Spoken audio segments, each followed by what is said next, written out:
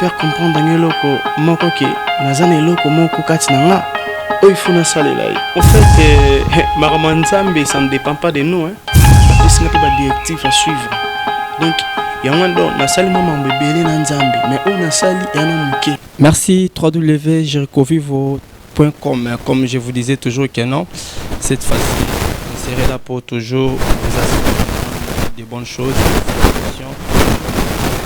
Sur mon annonce,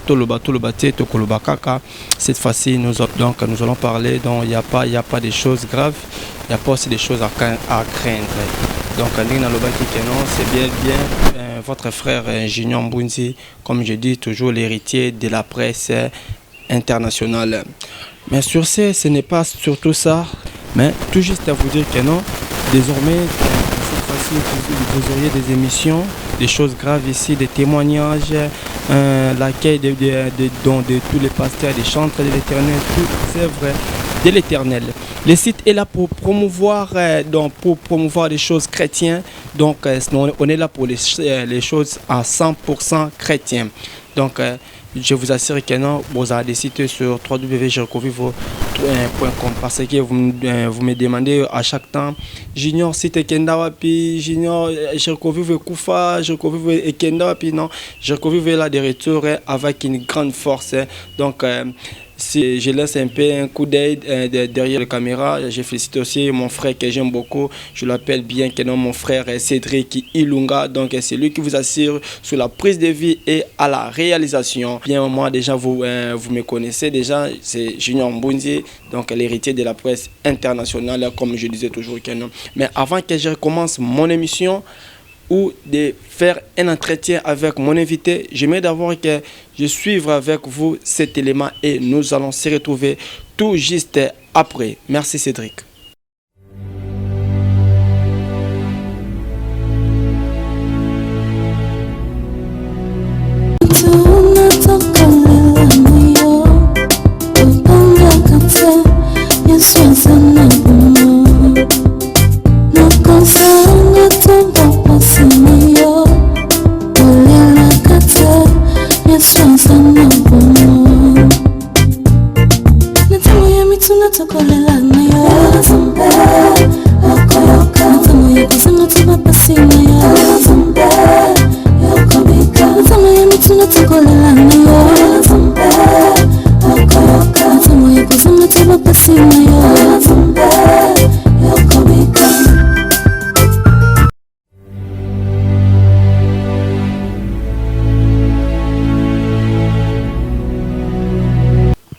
Merci de retour sur ce plateau avec www.jericovivo.com. Comme je vous disais toujours que non, l'héritier de la presse internationale est de retour pour promouvoir, disons pour les chrétiens. Hein? Donc pour les chrétiens, merci vraiment. Mais élément Oyo, c'est de notre sœur Glody, Maria Diakanoa. Maria Diakanoa. Donc, je le salue aussi en passant depuis Hollande.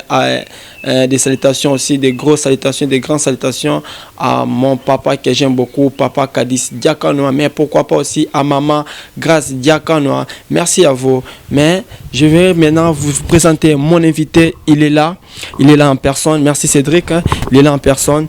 Je sais bien que non, il va se défendre, mais avant que je puisse lancer mon entretien avec lui, j'aimerais d'abord se présenter. Bonjour frère. Ah oui, bonjour, frère Junior. Ah, on a CPL fort. Ça fait longtemps, donc des retours, quoi. Grâce à ce Seigneur. Merci frère Nani, moi je vous connais déjà, Naïbio très bien, je vous connais déjà, c'est mon frère Clétina.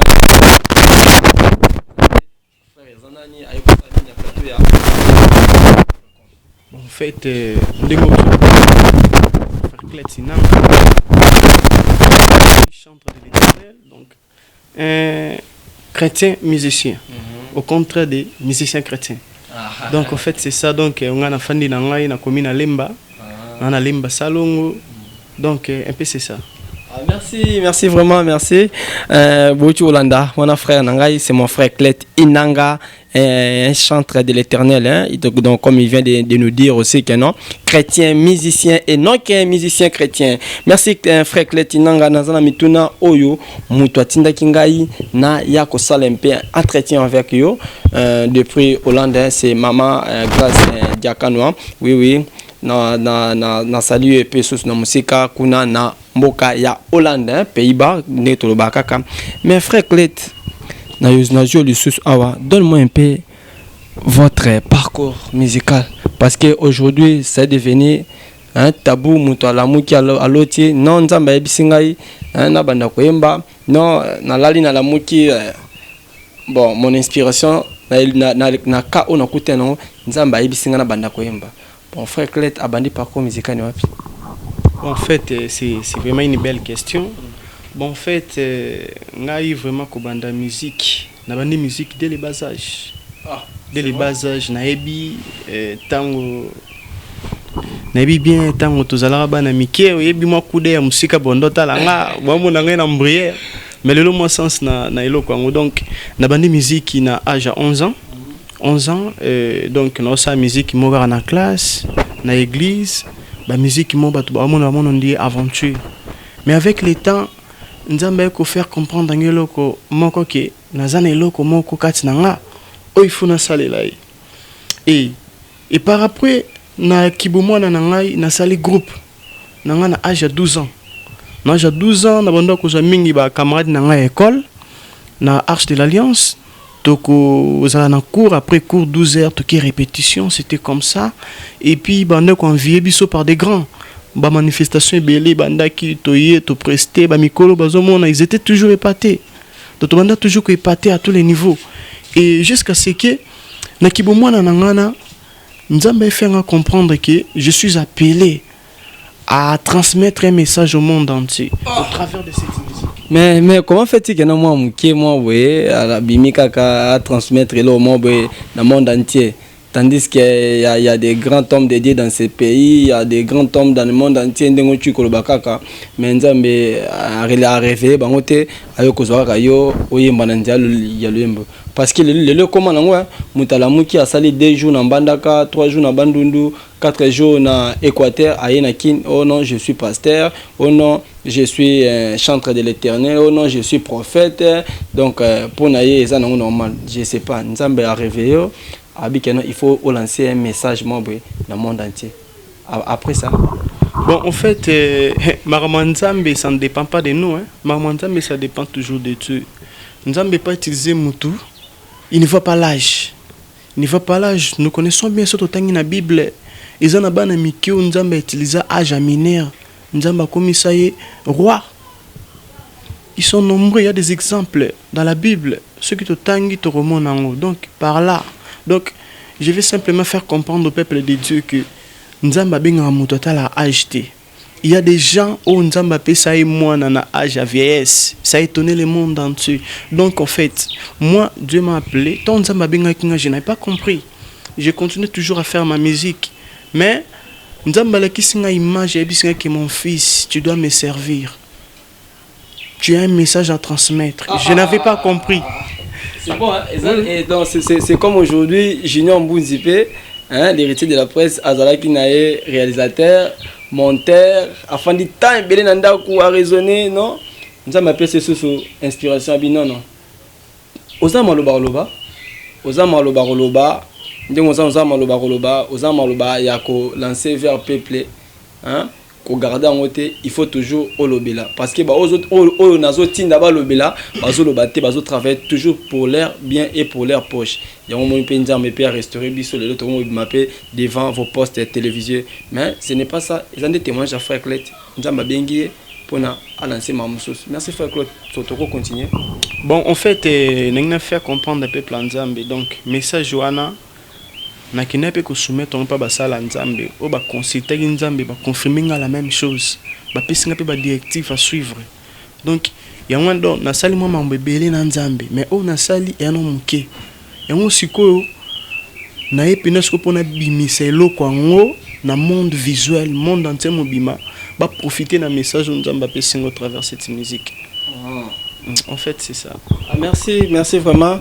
Merci à toi, Cédric, dans ces films parce que je sais que non, avec toi, l'assurance est là. Donc, comme on dit toujours que non, les techniques, ils ont caprice, non, on dit que caprice, c'est là toujours, mais caprice, exacté avec toi parce que je sais, toi, mon réalisateur, mon réel. Donc, je te félicite, Bakouda Ebele. Merci, frère Clet. Naouti Kolanda bien, Makambu, Oyebi Singaï, c'est très bien. Mais aujourd'hui, les gens, ils sont là pour travailler pour leur bien, pour leur poche et pour leur ventre. Hein? Donc, Moutaria dans les zéros, peut-être dans des zéros aéros, lobi komi kobosana, komi kotak, donc kotanga mabunga mususu. Je sais pas. Est-ce que frère Clet Aza chrétien, musicien ou bien musicien chrétien ou bien musicien likolomo libanda nde bande onso bakana kia nanga dimanche na bête église mais lundi na kinanga nzonjinga. Je sais pas frère que tu es musicien chrétien.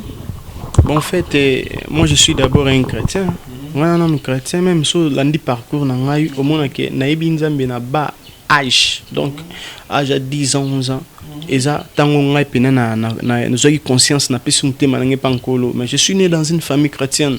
Donc, ngai famille ngai makila na biso za Yesu.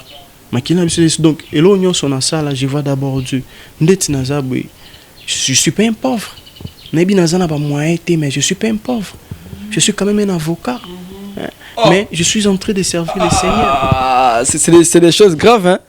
Frère Clet avocat. Bon, non, Yambo, on commence en tant qu'avocat. Mais le nom Yambi, le corps là, chante de l'éternel. Bon, on a une pause entre parenthèses. Donc, on va faire un jour le corps étant qu'avocat sur ce plateau, comme je dis toujours, donc, vous avez décidé. Tout le bateau, tout le bakaka. Donc, pour na bananzambe, tout le bas. Bateau, bazo travailler pour na poche, na bango, pour na ventre, na bango. Nous allons dénoncer cette fois-ci. Donc boza calme bobangate donc binomo bobi junior mbunzi abanga na été na mbenga toujours MJ Pro mais le qui professionnalisme il y a monde média to bombi donc qui professionnalisme il y a caméra to bombi to tikali wana toujours pour na cause toujours liboso la TV. Merci frère Clet alobi aza pauvreté aye juste pour na ajouter implice na ozo salama pas bande connaissance ba chrétien musicien et non musicien chrétien. En tout cas, dès que soit chrétien, musicien c'est bon. Mais soit musicien chrétien, en tout cas, moi je te conseille. Donc, bon, yo mo yibilo ngaloba. N'engna so tout juste otika na opona makamwana. Bon, frère Clet azo folo l'église ni parce que les amuto afana ye, afana na ndako na bango te ngaki na robeta l'église nyoso. Ngaza mona arche de l'alliance. Arche de l'alliance extension à la borne et à pasteur Vernou. Donc la toute première extension à pasteur Vernou. Nous avons pasteur Israël Nsembewana, biso toza bana ou toza accompagné, toza côté musique, ba misusu pe baza côté misusu. Donc na évolué na arche et je continue à évoluer à l'arche de l'alliance. Jusqu'aujourd'hui. OK. Quand tu es marié, célibataire, proposant ou bien fiancé.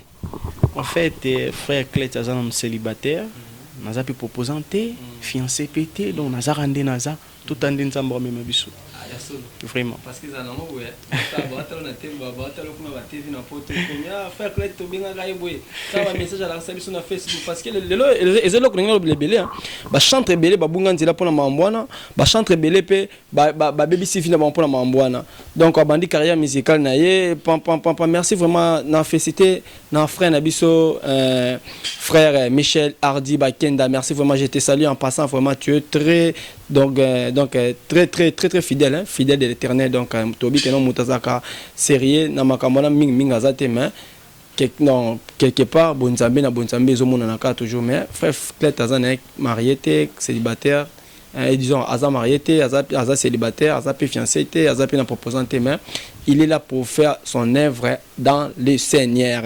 Merci frère Clet tozo ko bakaka ndenge toloba kaka keno toloba te tokoloba kaka est-ce que frère Clet a ndenge aussi frère Clet ndenge aussi biso keno na 6 classe na ngai de 6 classe non 6 classe no le comme avocat depuis au ba benga kaoni ba au salipe serment éviter en fait serment on est la formalité tout ça les tests grâce à Nzamba permettre toujours joie il y a toujours information tout CPLI Nzamba permettre toujours une tester donc bah serment donc il y a une formalité dans un mois tout rempli et puis donc confirmer avocat. Merci gloire à Dieu ndenge nazo bakaka tozo koba bonzambe na bonzambe lolande efuta eloba na frère na biso Alvin biso ba chrétien tozaka na ba frontière était entre biso ba chrétien tozaka ba frontière était bonzambe na bonzambe lolande efuta yango moni bolama lola ndenge zo sala donc bolama nzambe lekebele pourquoi pas de saluer aussi c'est lui qui est très cher aussi très hein, donc très fidèle à Maramososo, donc Faïda Kandoulou, donc c'est lui que j'appelle toujours les gros bébés. Merci vraiment, bah bisous Ebele et pas Nayo, maman Faïda Kandoulou. Mais avant que je recommence un peu, j'aimerais encore balayer cet élément et nous allons se retrouver tout juste après avec toi Cédric Ilunga, donc le combattant de la presse. Merci tous les gars.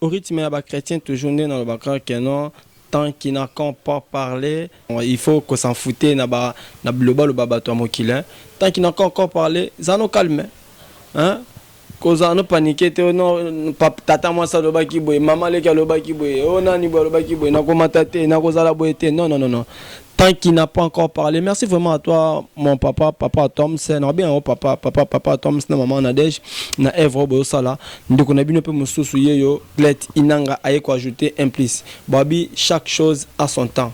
Nous sommes bien ça qui frère Michel Hardy Bakenda temps. Lelo aussi tout mon frère Glet Inanga aye na silence. Alobi ni commente, alobi qui est très bien. Il est venu ajouter un plus dans le monde des chrétiens.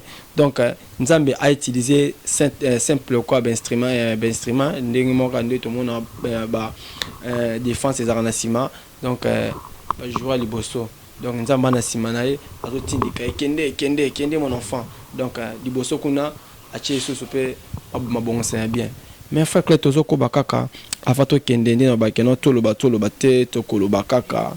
Merci vraiment frère Clet na réaction na yo na émission yo toloba te to koloba kaka. Merci sous pour na ba réaction ya vi na yo. Merci frère Clet. Est-ce que frère Clet a zana ba proposition par rapport ya musique na en fait, proposition dans nini donc j'ai pas compris. Bon, proposition peut-être ngai nazana posa na mutumo dans le roi ba soutien que nazana mutumo ya soutenir ngai nazana manager parce que le tobi que musique évolue pour nous avancer il faut avoir des fonds, il faut avoir un manager même ils sont pas bien na yo. on a tout qui est il faut oser la manager. Bon, en fait, frère Clet, donc jusqu'à présent, je travaille seul.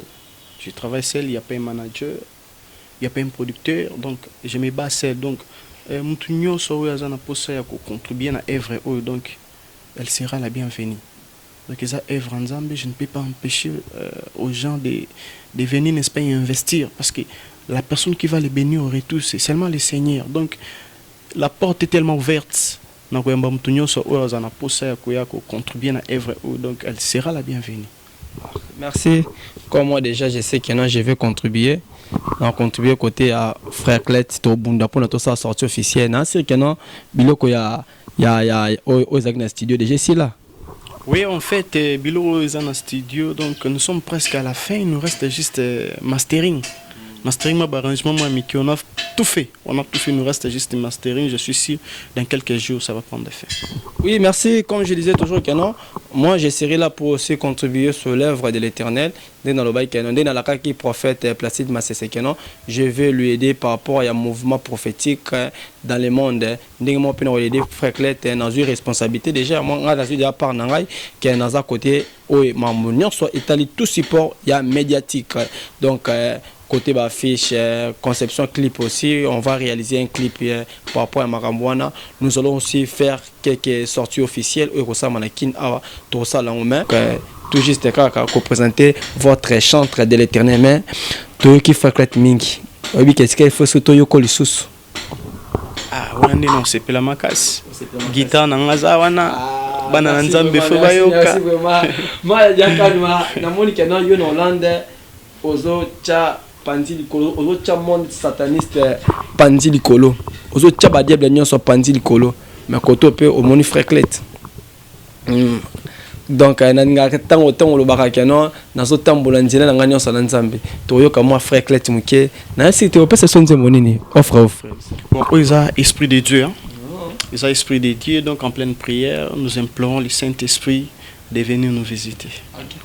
Merci Cédric Ilunga, maestro et combattant de la presse internationale.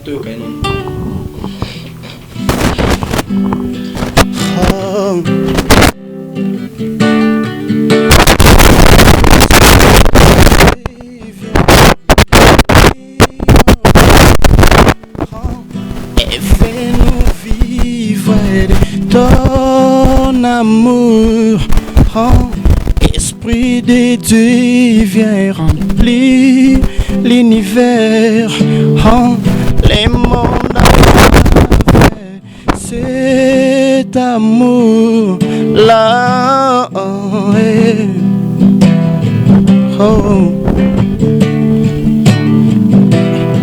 Les jours de la Pentecôte, ils étaient là, oui, tous ensemble, et tout à coup, ils viennent du ciel, un bruit comme celui d'un vin pétillé.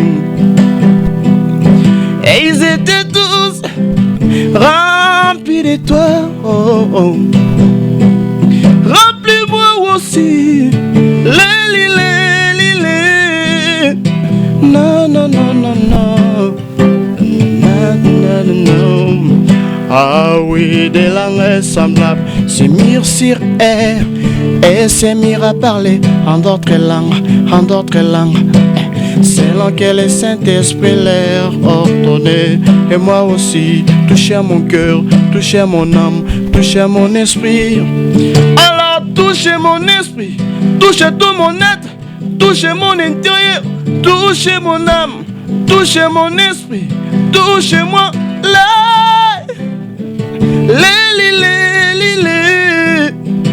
Na na na na na na na na. Bravo.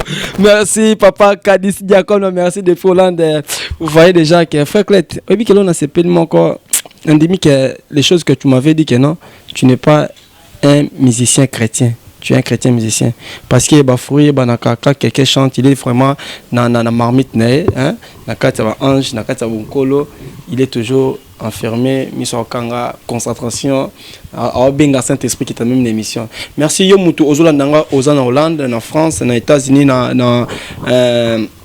en Allemagne au moins déjà frère Clet na sirikeno na nzembo oyo au biki déjà donc pour nanga déjà tant que l'esprit est là donc l'esprit de Dieu donc binomo bozomo na nzambe na bonzambe kaka lolande et futa donc tout le baté tokoloba kaka na bonzambe toujours c'est le là hein muyesu gu muyesu tsunga anga nzambe.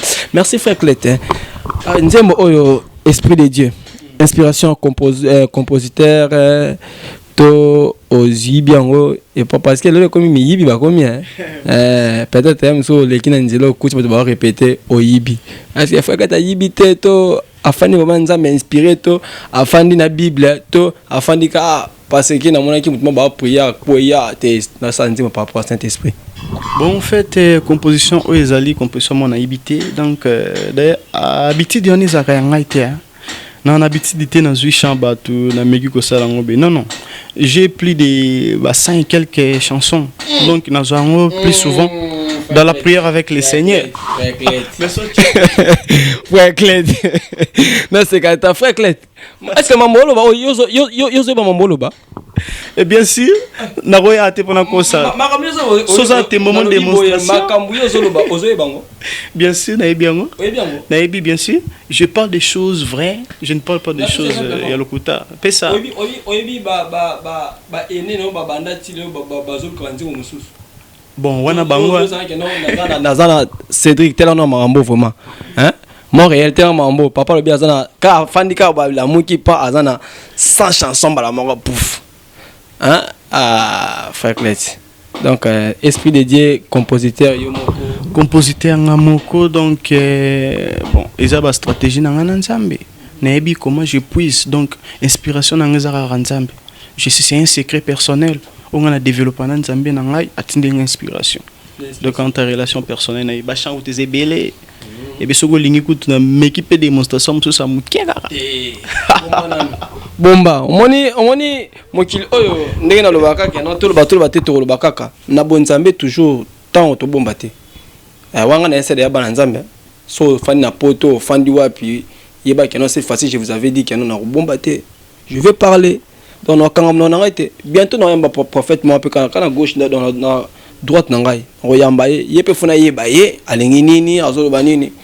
Parce que trop c'est trop. Comme mutala muki abimi abaluki boy pasteur.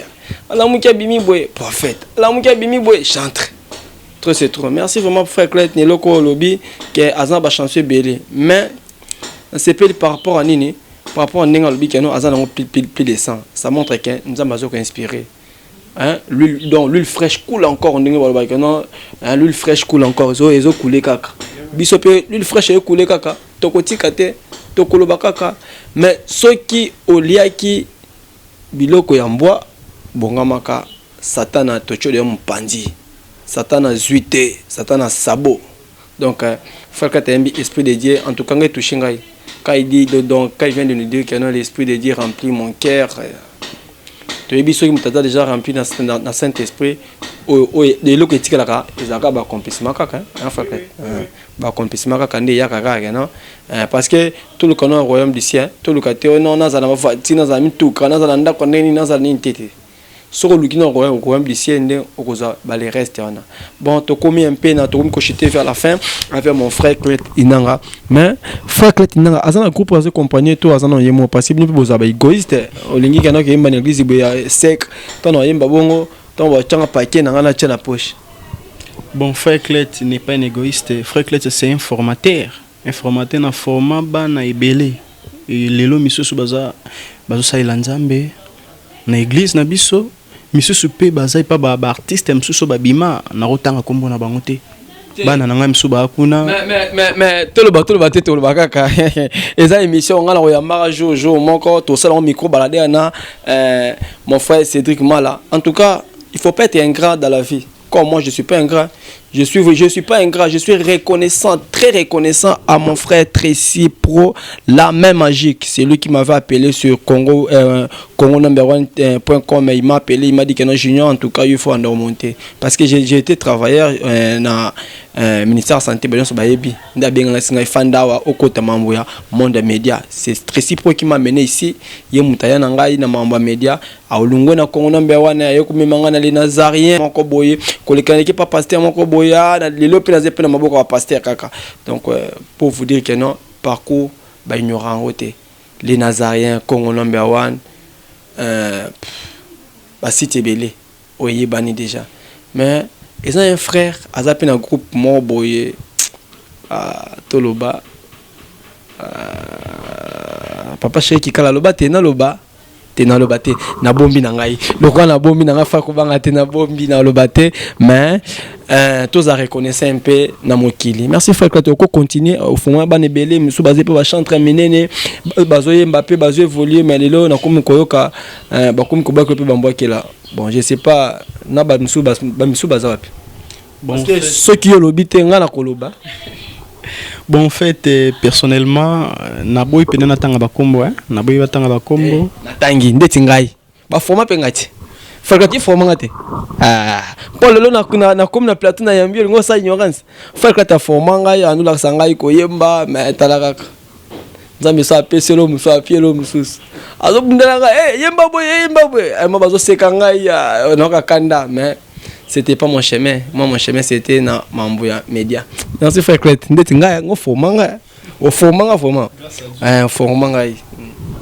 Ok, bon, on a le baquet basé belé, misuspe, basala mangambe papa Mike. Bazakuna, j'ai béni le Seigneur na bondela toujours pour moi na nzamba sunga ikindeli boso. Bana misusupe, tozakina yepe kaka brusquement kina se retrouver na wenge papa wera. Et lelo moi na peine habité na braté la suite na salanga passi donc basé belé misu super na époque pas qui n'avait pas grand frère Marie-Paul et lelo pe na braté petit frère Kindawa puis donc na bondela toujours na musika nzamba sunga bango bazongela nzela ba bunga ba bazana nzela nzamba sunga ba kinde toujours liboso. Merci, nous sommes presque à la fin, mais avant qu'on se parle, on dit que nos frères Cleta habitent dans un moment na plateau bino naye, mais tout juste on continue pour vous dire que mes salutations à bébé de tous les bébé Archana, bébé Archana, donc soyez les bienvenus dans ta maison, vraiment, maman Jeanne Bapele, maman chérie que j'aime beaucoup, donc maman O Abota Junior Mbundi, c'est maman Jeanne Bapele et mon papa Ose Mbunzi, donc mon combo na adopta. P. Amélia Noté, AA, mon ami de l'enfance vraiment.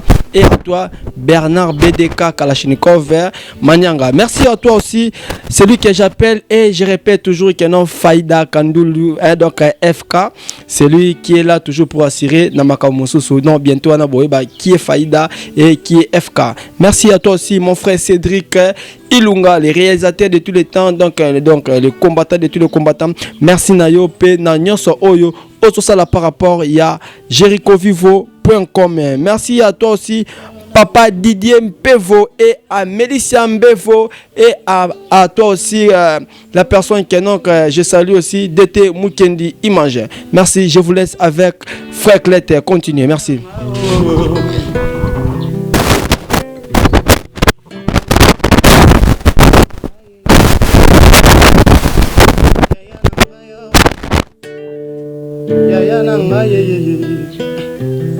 Na pusani liboso na yo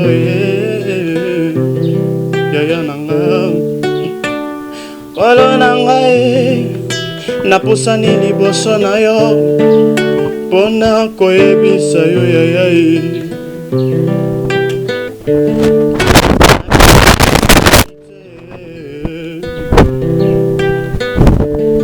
yango na sengili songi na yo kolo nanga ye itumbele kimakasi ngai moko nakoki te